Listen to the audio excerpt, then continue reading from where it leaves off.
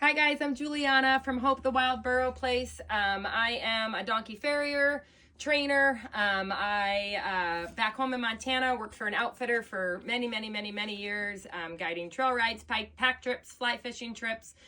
I used to drive teams of horses, draft horses for dinner wagon rides, starting up for riding in for hunting camp, and then in the fall season when hunting camp officially started, I was a science teacher, junior high science teacher for many years, which a lot of people don't know. But anyways, I am here for Trainers Tip Tuesday and to talk to you about trailer training. And I am going at the end of the month because you guys, I wanted to talk about safety. You guys have had some really great trainers that have showed you some ways of trailer loading, and I use a lot of the same similar methods. And so I felt that instead of taking the time to show you something that you've already seen by these other awesome trainers, I wanted to talk a little bit about safety and the importance of how to trailer safely and practice loading, obviously using the skills that you've learned from the other trailer trainers.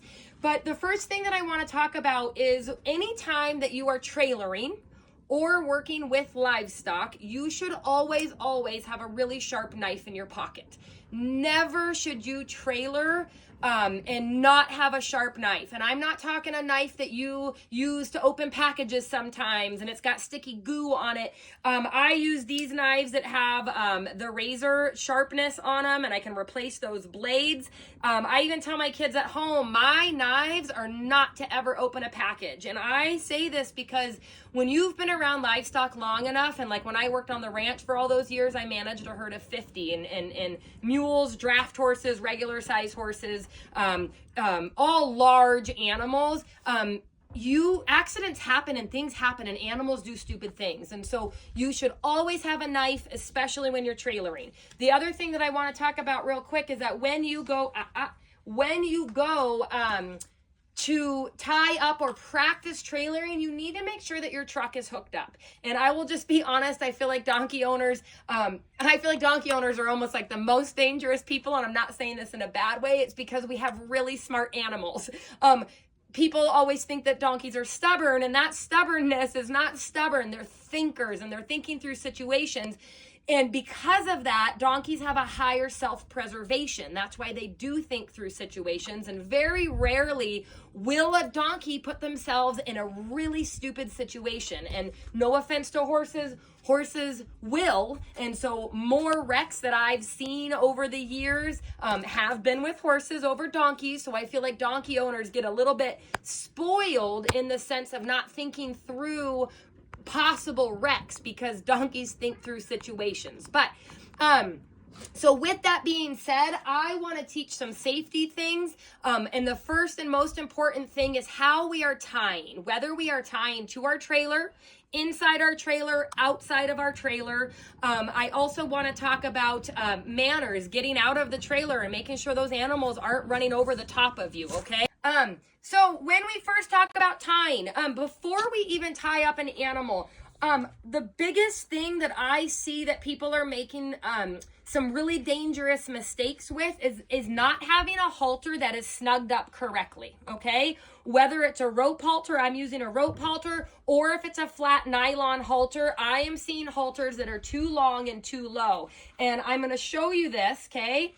I have seen this happen, okay? Mind you, when you've worked for an outfitter and you got big herds, I watched a horse, one of the wranglers tied up a horse. We had like 20 horses on the tie rail, waiting to get saddled for the day, to head out for the day. And whatever reason, that horse decided to pull back. When you have a 1,000-pound animal, a 1,200-pound animal, and that halter is too loose, and they pull back, this halter, when you would be amazed, you have to loosen it way more than you would think, but when they're pulling back, this halter came down over the nostrils of that horse, okay? And it was suffocating that horse. And if our rule at the ranch, my boss said, you do not show up to work here if you don't have a sharp knife in your pocket. If I did not have a sharp knife in my pocket, that horse would have died. Okay, I had to literally cut his rope loose. That's the next thing I'm going to talk about, is the type of knots that I'm seeing people use, okay? And again, a lot of people have standard size donkeys and mini size donkeys. She's a mammoth donkey. She's a 14-hand donkey. She's a ½ inch shy of 14 hands. But when we are using these big animals, you have got to recognize if something bad is going to happen, it happens quick and it's powerful. So we always want to be safe with that. So if you follow me this way, okay? A lot of people want to use a 4-square knot or a slip knot, okay? And what a slip knot is, hey, puppy, get out. Okay, sorry. A 4-square knot, people want to stick this rope all the way through and they want to put their slip knot in, okay? And here's the thing.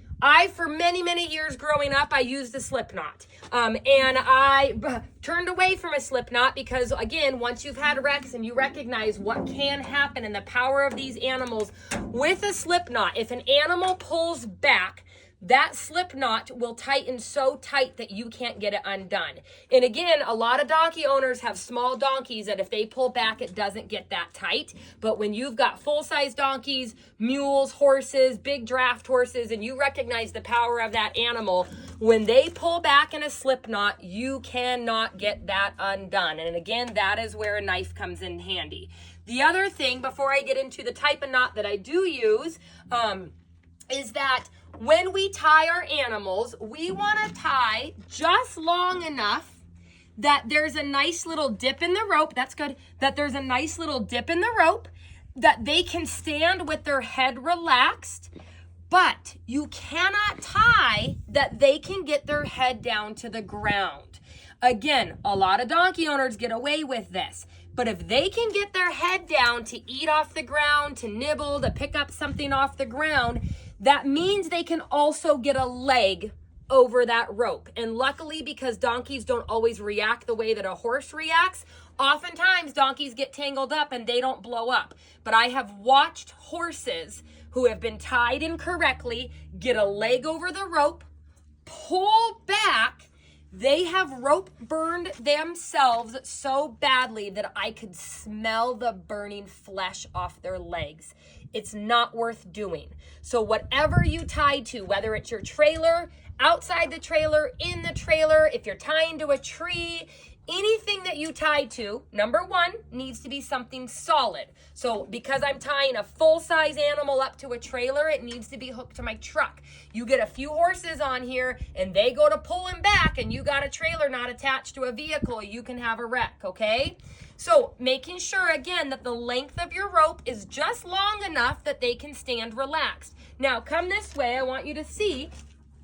I use what's called a breakaway knot or a bank robber's knot. What I do is my tail is hanging. Again, a slip knot, people stick the rope through there. I don't want to feed all this rope out of here in an emergency, okay? I take my rope and I make sure that my distance to my animal, they have just enough room to have a nice relaxed head. And I actually usually do it a little shorter to start. Can you see this?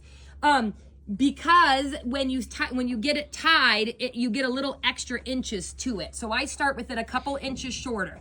I take this little thing and I put it through and I just hang on to this. I call this end of my rope my tail, okay? This is the tail of my rope.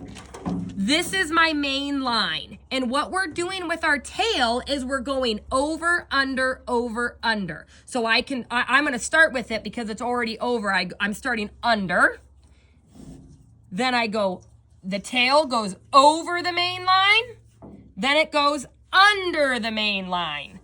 Over the main line. Under the main line. This is just called a daisy chain. When I've gotten most of my slack out of it, I can lock my daisy chain by sticking my rope through the end and locking it. Now, I'm going to check my rope because remember how I said you can gain inches? When I go to pull on this, that gains some distance here. So this is borderline too long for my comfort because if she reaches, she can get her head down pretty well, but it's about safe enough that I know she can't get a leg over it. Again, your halter needs to be snug. if she got scared, I know that the cats are under my trailer, the puppy was just under my trailer. If something scared her and she pulled back, if this halter slides down over the nose, equine cannot breathe through their mouth. They will suffocate. Again, sharp knife. Make sure your halter is correct, okay? Now, here's what's cool about my daisy chain. My bank robber's knot. That means it's a quick getaway knot, okay? Okay, so I got cut off. Sorry, my kiddo's been recording for me and my camera keeps pausing. So I'm gonna go back to the bank robber's knot, okay? So I get my bank robber's knot. Again, this is my main line. I'm just gonna show you again. This is my tail. I have just this little bit right here, okay? I go over the main line, under the main line, over the main line, under the main line, over the main line, under. That's long enough that I can just pull it through and lock it. Now, the cool part about that bank robber's knot, my getaway knot, all you do is you unlock it and it's a quick pull. Now, no matter how much that animal pulled back, yes, I've had it tighten, nothing like a slip knot. You can get this undone when an animal pulls back. A slip knot, if they pull back hard enough, you have to cut them free, okay? So I switched to this knot many years ago, okay? All right, I want to talk about trailering real quick. So come over to this side. Okay, so there's a handful of things that I want to talk about on trailering, okay? This is unique. I picked Maple, come this way. I picked Maple for a reason. I don't know if you can see this scar. Now that she's shedding out, you can see her scar more, okay? Maple actually fell out of a moving trailer, okay? Maple came to me. She's got some quirks, okay? We've worked through all of her quirks. She's an amazing, wonderful donkey. But she actually fell out of a moving trailer. The man door, that little front escape door, it's a quick access door, accidentally, I guess, didn't get latched or locked. We have all made mistakes as equine owners. I'm telling you, I'm 42 years old and I've made some stupid mistakes in my life and you regret it, okay? And it hurts your heart. Doesn't mean that you're a bad person, but we are human. That door got left open. She fell out of the trailer. This is a scar. Maple's had some anxiety with trailering. When I first got her, it took me like an hour and a half to actually get her in the trailer to bring her home.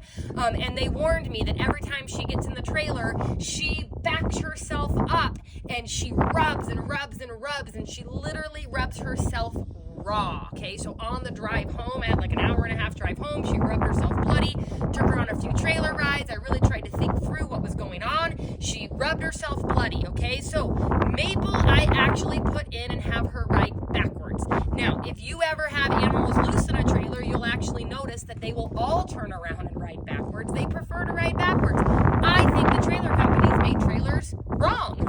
I think that slant load should be angled the opposite way. Anyways, moving on to safety, okay? I let her ride backwards in the trailer. When you're in and out of a trailer, if you're gonna load her and let her load the correct way, okay? Come this way so you can see it here, please. If I were to get her in, the girl, I know she's like, my gate's not open. I never get in at the back. Up. What's wrong? You want me to open your gate? Is this not your spot? She thinks I'm gonna load her straight. That actually kind of makes me laugh. Thanks. So I give Maple still a treat when she gets in this trailer because she had a very traumatic incident. If I'm gonna use her tie up here, okay, these are the ties that you use. If you are not using your ties, you need to be using a down rail, okay? These down rails here, this is your stability. This is the frame of your trailer. Again, small animals, we could get away with these side rails, but you really should either tie to these or tie up here. Inside the trailer, ooh, girl. Good job. Back up. Thank you. Inside the trailer, I still use my bank robber's knot. So if I'm gonna tie to this down rail here, I'm gonna show you.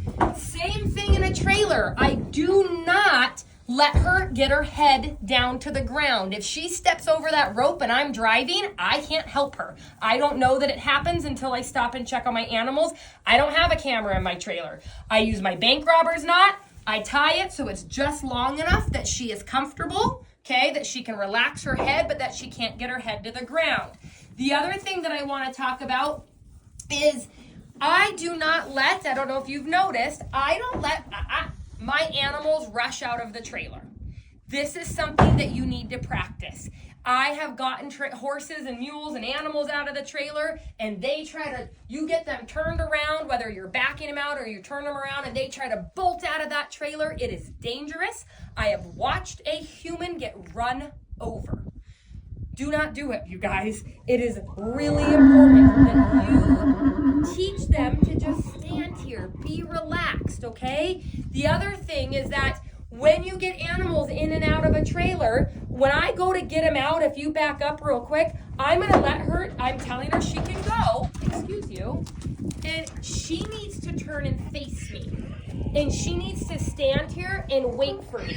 Because oftentimes I'm trailering multiple animals and I'm by myself. And so if I get her out and I go to get the next one in line, she needs to stand here and wait for me, but so that I can get the other one out. I will sometimes get 4 or 5 animals out by myself and walk all 4 or 5 of them and put them away, okay? So again, these are manners. Get out of the trailer, turn and face me. Those are the same manners I use going in and out of gates, okay? The other thing that I want to talk about that's really important with trailering is, you guys, we're getting into the start, especially in Arizona, but even, did that pause? Oh, even in Montana, back home, we're getting into fire season across the nation, you guys. If you haven't been practicing trailering, you need to have an evacuation plan, and you need to think about how are you going to get these animals out of your property. Because when a fire happens, okay, and people think they live in a location, think about the Los Angeles fires that just happened, and those neighborhoods that were just demolished by fire, overrun by fire, and that's like in the city that you wouldn't even think have caught fire, you guys. It happens. So you need to have an evacuation plan, and if there's an emergency and you have to be evacuated, oftentimes you get one chance to get your animals out and you don't get to go back for a second trailer load. That's something that makes me anxious, especially when I have random animals and rescues and different people here. My prayer is that there's always enough time that I can have friends come join me and get everyone loaded and everyone out. I know when I have practice, I can fit 5 in this trailer. I can put the 2 mammoths, I can put the mule up front, I can put Maple up front, I can put my 3 littles in the back. We have practiced it. My littles know how to jump in and how to shove each other over and make room for one another. You guys, I cannot tell you how important that is, that you practice and your animals know. Buffalo, I usually load last. He'll jump in and shove the girls over and make room for himself. If you are not practicing trailer loading, you need to have some panels that you can easily make a chute, back your trailer up to, and chase your animals in. We've also used panels that you hold a panel and someone backs up against that animal. Somebody backs up against that animal. You can turn. And they use that panel as pressure, and you start to shut the door and shove them in. You need to find a way to get your animals in a trailer and work in an emergency situation. And so that's something that's really... So the other thing that I just really want to cover on safety is that when we are getting ready to go somewhere, anytime that I am trailering... Are you going to get out? Again, look how I have her turn and face me so that I can unload more animals, okay? She needs to wait for me here. The other thing that I want to talk about, there's always this huge debate on to tie in the trailer or to leave them loose in the trailer, okay? You don't need to come back in. And here's what I've talked to actually with law enforcement, with safety regulations, and with animals. They have told me multiple times that animals actually should be tied in the trailer. Again, if you're tying safely, you're using a knot that you can get undone. You're not tying that they can get down long enough. Now, I've had people say, but what happens if they fall? And guess what? I've seen animals go down in the trailer, okay? That is a horrific situation. If you don't have a slant load that they can't lean against, or you're not cramming them in there, and what I mean by that is back when I worked for an outfitter, we had, how big are those trailers? I could fit 10 full-size horses. They're big stock trailers. I could fit 10. That's including draft horses, big full-size, big animals, big mules and stuff. So I don't know. I can't remember how big those big gooseneck stock trailers are. those animals are actually safer in those trailers if I crammed them in there like sardines, okay? If everyone's in there, then they can brace and lean on each other. But here is what they have told us at the ranch, the importance of having an animal tied. If you get in an accident and you're stuck on the side of the road, or your trailer is tipped, or something is happening and emergency personnel needs to open that trailer door, and you have a panicked animal that is loose, it endangers the emergency personnel. They ask that animals are tied in the trailer for safety. I have driven those trailers and I've had flat tires, and you have to unload animals. If you've got to open a door on the side of the road and you've got loose animals in there and someone gets past you, now you got a loose animal on the highway. Okay, so it is a safety thing for the worst emergency situation to have them tied. So, excuse you, are you itching? So it's just something, it's a debate. Some people want them loose in the trailer, some people don't. Just because I have personally been told working at the ranch that emergency crews say tie your animals, and they've told us every horrible scenario that they've had on the side of the road with accidents and livestock getting out an open trailer door. So that's where I would, that's just what I've been told, and so that's what I've been following, okay, is that I tie my animals in there. So anyways, I hope that you guys were able to take away some safety tips, understand the importance of tying, practicing loading, making sure your trailer is hooked up to your vehicle if you're going to be practicing this, and just having that fire time, that fire evacuation thought and process of being able to get as many animals. Again, this is a 3-horse, but I know I can fit my 5 in here. So making sure that you have a plan if you haven't been practicing, and if your animals aren't used to loading and cramming each other in there. Again, that bank robber knot, if you need extra help, I can help you with that. And then just making sure that we're tying safely and that our halters are where they need to be if an animal ever pulls back. So I appreciate you guys. Thanks for watching.